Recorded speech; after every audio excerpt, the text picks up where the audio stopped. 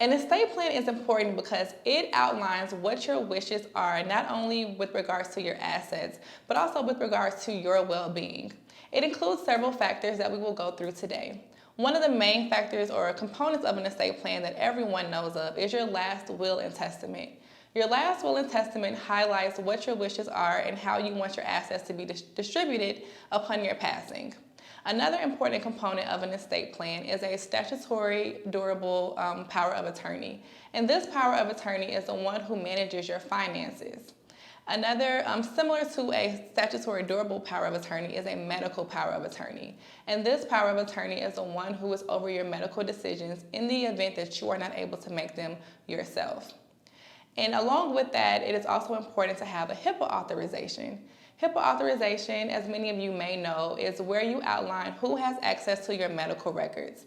It is important to have whoever you have as your medical power of attorney also as someone who does have access and is authorized to view your medical records. Another, also along the same lines of your medical documentation, is your directive to physicians and family. This is where you state what you want to happen to you in the event that you're incapacitated or you need to be resuscitated.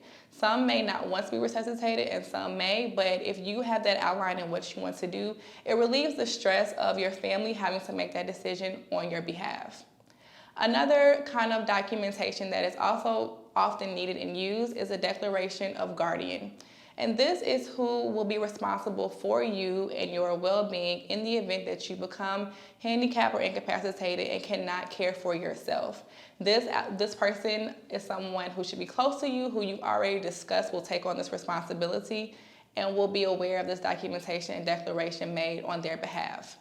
There are other documentations that can be made for minor children in the event that you are not able to make the decisions for them, such as specifying who would be the declaration of guardian for the minors, who would be the medical power of attorney for minors, as well as who would have HIPAA authorization for minors. It is the same as listed that would be for you, but it is identifying who will serve in those roles for your minor children in the event that you are not able to.